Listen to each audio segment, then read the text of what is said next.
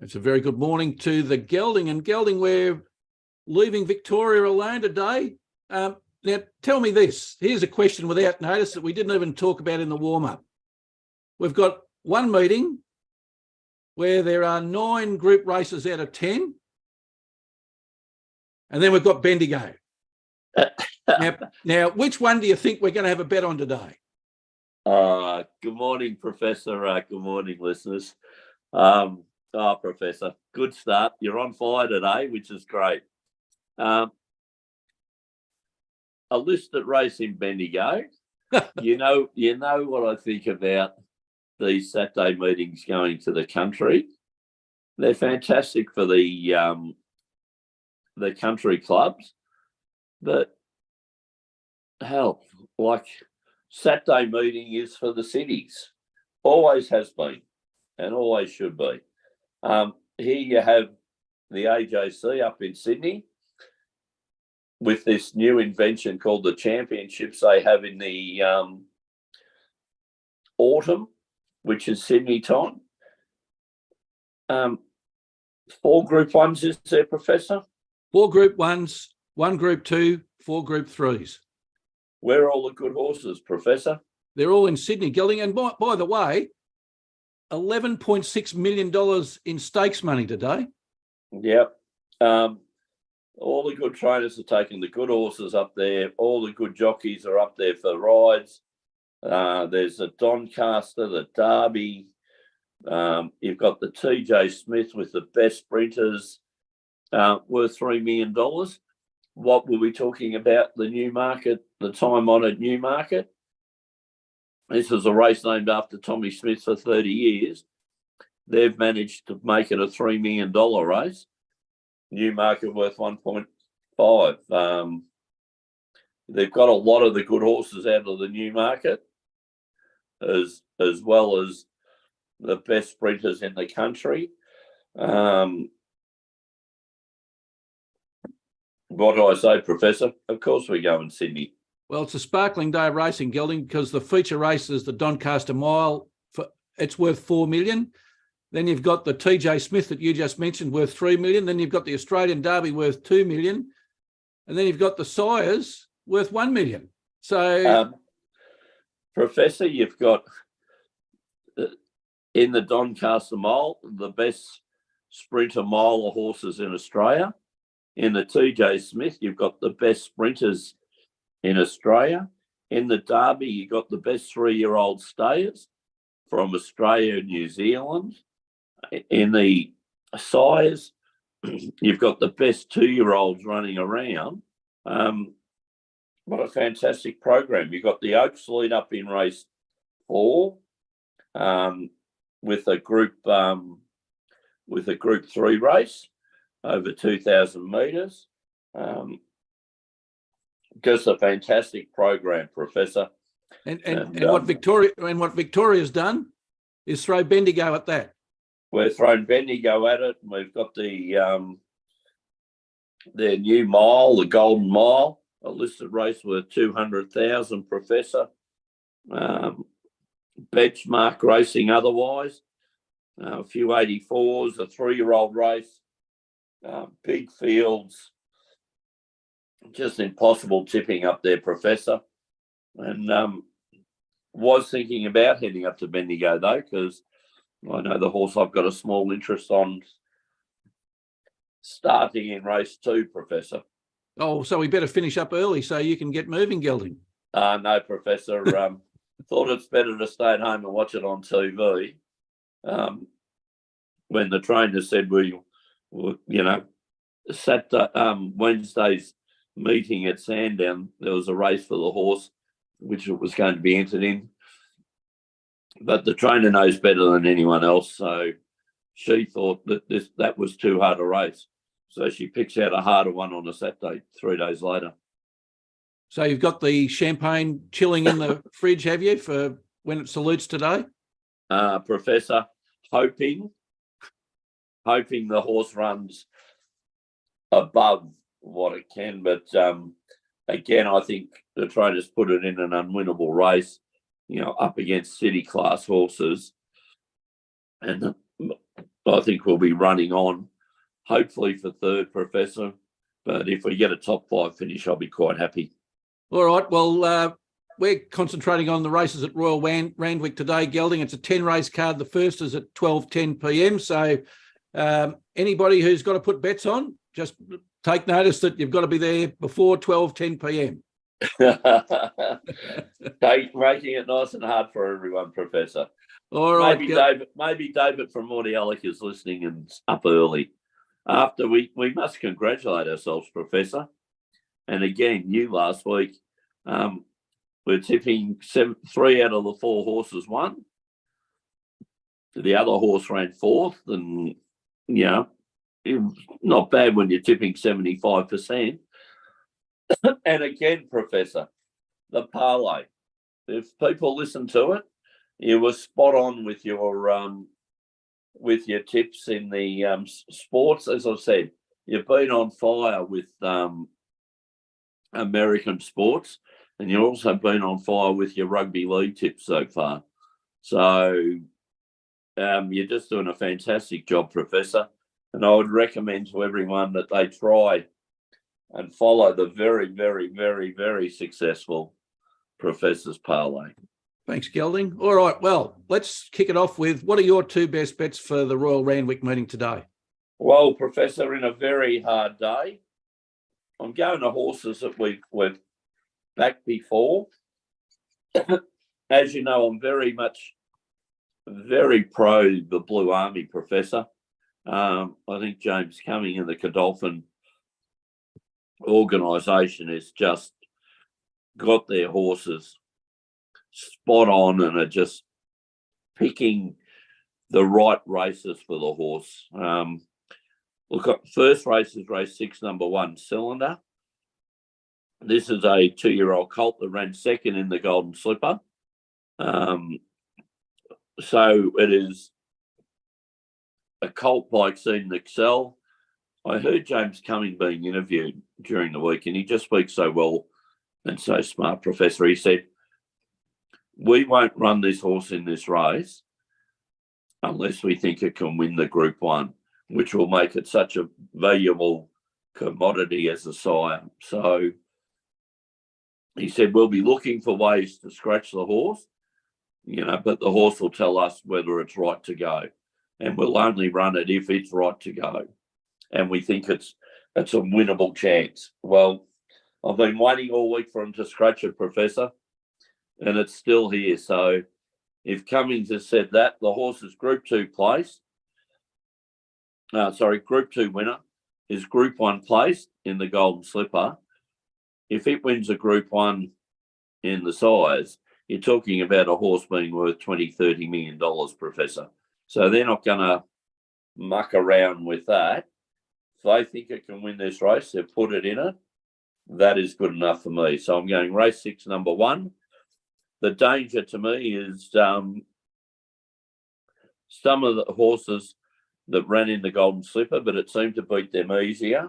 And Don Corleone, Empire of Japan, and Mahaba. There's also Tony McAvoy's horse, V8, which has won 2 impressive races down here in Melbourne, is heading up for the Group 1. And Tony McAvoy interviewed said he deliberately missed the slipper to concentrate on this race, Professor. But any horse that's had 5 starts for 2 wins, 3 seconds, is trained by Godolphin, to be ridden by Joe McDonald will do me to start. So that's my first tip. Second tip. Now, this is a very hard pick, Professor. Race 7, number 15, In Secret, in the TJ Smith. This 3-year-old filly, again trained by the Blue Army, and this time to be ridden by Ben Mellon, who got up last week for us on Cascadian, Professor. This little filly's been fantastic. Won the Newmarket, won the Coolmore down the straight track at Flemington. Takes on some of my old favourites, Professor, in Nature Strip, I Wish I Win, Giga Kick, Lofty Strike, Passive Aggressive, Professor. in this $3 million race. But for those that were on it a couple of weeks ago in the Newmarket, Professor had the run of the race, put itself in a position, and went away. Look, I think she may take over Nature Strip's crown as the best sprinter. So worried about Giga Kick, worried about Nature Strip, but Professor, within secret, we're playing with their money, aren't we? Yes, we are, Gelding. Hey, it won quite well for us at nice juicy odds. It's round about the $6 today, Professor. So I definitely think she's top three, but can also think she'll win. So my tips, Professor, are during the middle of the day, race 6, number 1, and race 7, number 15. And you like? All right, Gelding. Well, I'm going to bookend the meeting. So I'm going in race 1, the Kindergarten Stakes. It's a Group 3 for 2-year-olds over 1,100 metres. In that race, Gelding, I like a horse that we've both been on before. Horse number 1, Barber, coming out of barrier 6. It's had 5 starts for 3 wins. So 60% win and place rating. Yep. It had 3 wins to start its career, including a Group 3 2-year-old race at Sandown over 1,100 metres. So it's won over the distance. It also ran in the Golden Slipper and the Blue Diamond, Gelding, although it only placed 9th in both of those races. That's still a Group 1. So the horse is back in class today with a Group 3. And I think the horse can go. And given that it's won over the distance, I like it a lot. Currently showing $3.40 and $1.55. So represents good value for punters, Gelding. Huey Bowman's in the saddle with a 16% win rate over his career, and James Cummings. That's 3 we've tipped for Cummings today, Gelding, with your 2. Yeah. A 17% career win rate, 45% career place rate. So that'll do me. Yeah. Cummings is on fire at the moment, Professor. So I don't see anything wrong with so far backing 3 James Cummings horses with very good riders aboard all of them. Well, let's bookend the meeting and go to race 10, Gelding. And let's tip 4 James Cummings horses. 4. 4. Are we showing a bit of bias here? Well, the Blue Army, we do like the Blue Army, Gelding. Oh, we do indeed. And we hope they have a very successful day, Professor. We do. And we've gone for the PJ Bell Stakes, a 1,200 metre race for a Group 3 for 3-year-old fillies, Gelding. And I like in this one, horse number 1, Parasol, out of barrier 5. Also had 5 starts for 3 wins and a placing, so a 60% win rate, 80% place rate. It won the Group 3 Typhoon Tracy Stakes at Moonee Valley. It's won its last 3 starts, so it's got a picket fence, Gelding, and it's won at the distance. So one of the best jockeys in Australia at the moment, or probably the best jockey in Australia at the moment, James McDonald's in the saddle, 21% career rating, and trained by James Cummings. $4.60 and $1.85 you can get, Gelding. Oh, Professor, his horse was a Group 2 winner, but the last 3 starts have been absolutely magnificent, haven't they? Yes. Hasn't it had a gear change in its last 3 starts? Yes. It moved from being a colt or a stallion to a gelding. So, of course, it's got to be one of our favourites. Of It's course, marvellous Gelding. how you prove once they cut them off, isn't it? It's happened to a few horses that we've owned together, Gelding. Ah, yes, Professor. They can't do it to the latest one, though. No, we've removed that from them. Yes. Just for the listeners, we have purchased a small share in a filly. Very small. Very small, but it's a share of and hopefully the horse can take us to places. Well, we should say, Gelding, that we've used the winnings from from GM Racing to fund it. It hasn't come directly out of our pocket. It's been a very good strategy, Professor, and one way to get in. And we're going with people we've gone with before. Wiley Delzeal in a Chambers Award filly from a Savabeel mare. So both those horses have won the Cox Plate, Professor. So to be trained by Peter Moody, so we should have some fun. Well, we hope, don't we? Yes, and maybe a horse we pick for listeners further down the track. Yes, a yet to be known filly. Yes. Hawaii, here we come. All right, Gelding. So my two tips for today: race 1, horse 1, Barber; race 10, horse 1, Parasol. Let's turn the page to the. I can say it now, Gelding. The very successful Professor's Parlay, and we got both the win and the place Professor's Parlay up last week. Your selection of Cascadian, and we agreed that was the bet of the day, Gelding. Saluted very nicely. And then Beautiful. We had that parlayed into Sydney to beat Hawthorn, and they did that handsomely. And the Memphis Grizzly took care of the Houston Rockets. So it paid 2-1 and 3-2. So that wasn't too bad, Gelding.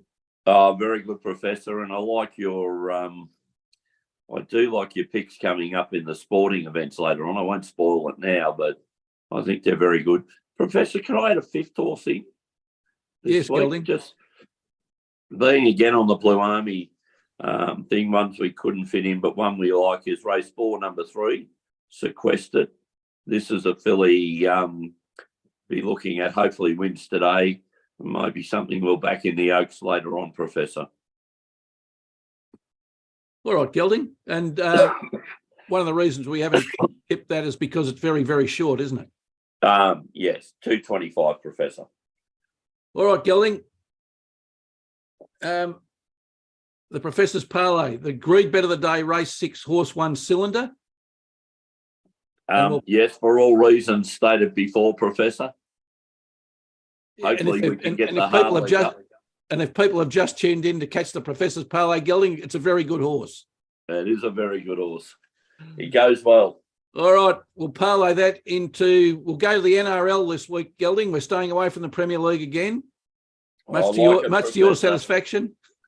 I like it.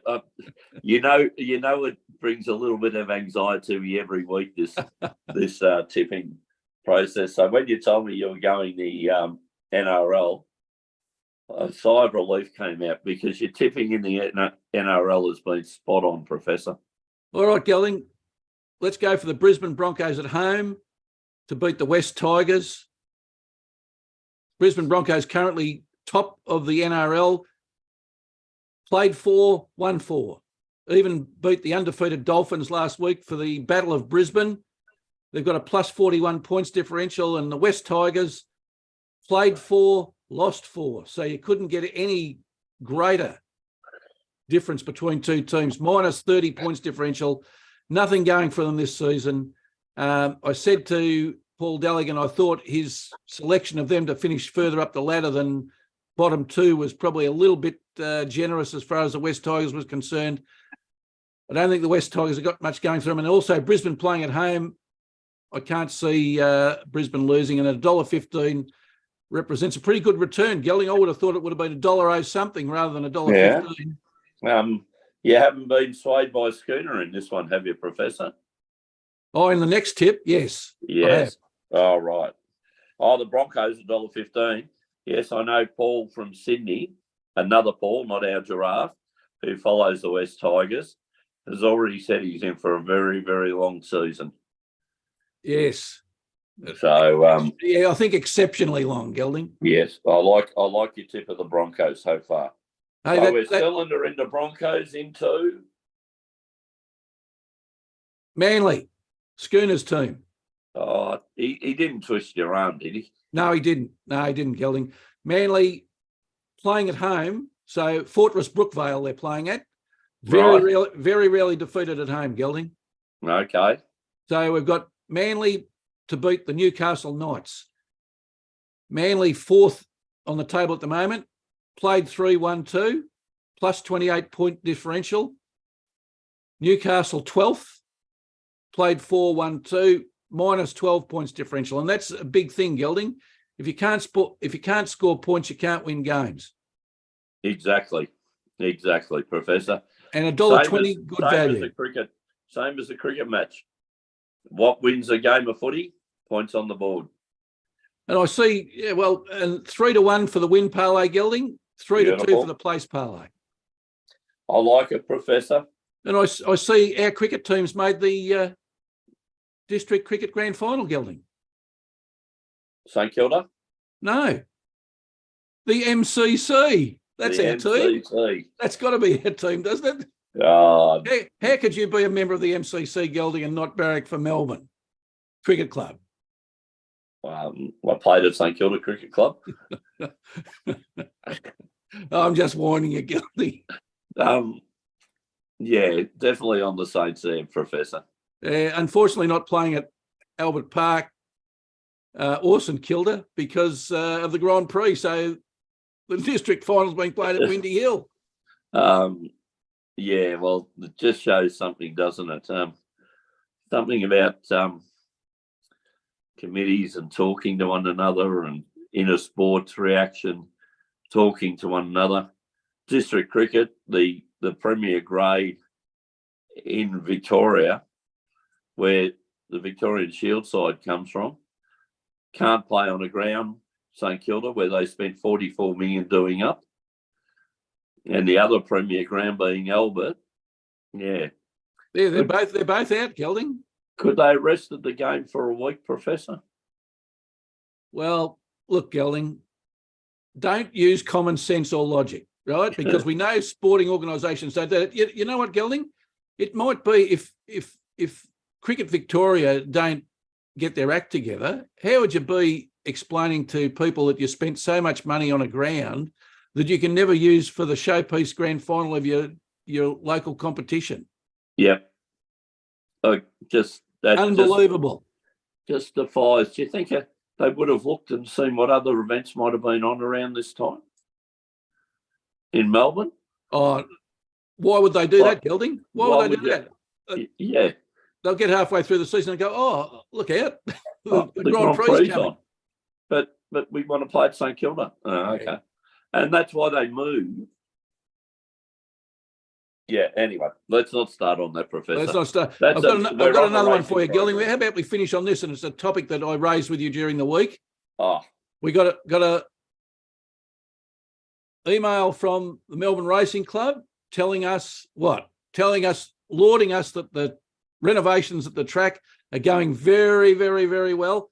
Oh, aren't they doing a fantastic job, they told us. Yes, but you know how racing was supposed to be back at Caulfield in May, Gelding? Yes. Well, the two races, no, there won't be any racing at Caulfield in May. And my bet is there won't be any racing at Caulfield in June either.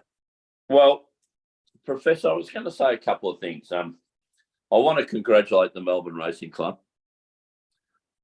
because I've never read an email out to members to tell us how good our committee is and what a great job they're doing.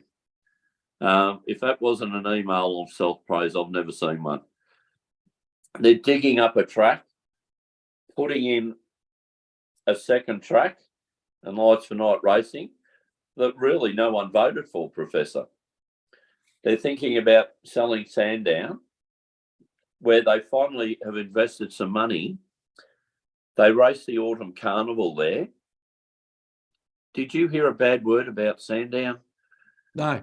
Professor, everyone praised how good the track surface was and how good the facilities were because they finally spent some money on them, right?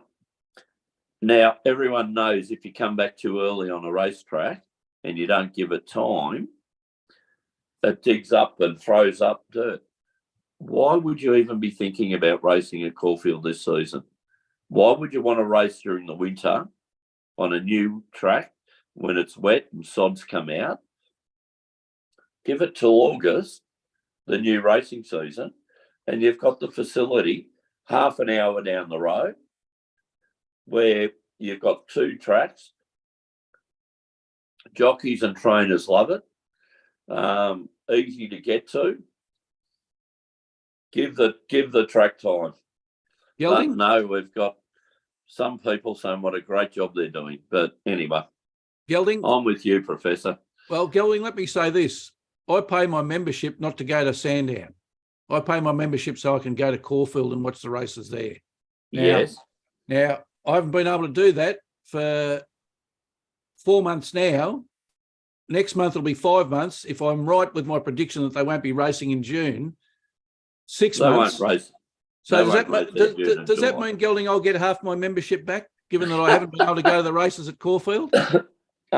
Professor, if the committee gives you half your membership back, how are they going to spend it on themselves for lunch and bottles of wine that we've seen them?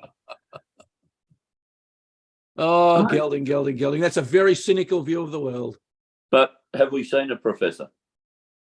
Well, you've seen it. I haven't. I don't think I've actually seen it. You've told me about what you've seen. And they certainly look after themselves, and they come out with great decisions like this, Professor. All right, Gelding. Well, could we call this punter's lament? Oh, no, we just call it the very amateur turf club that we're members of, Professor.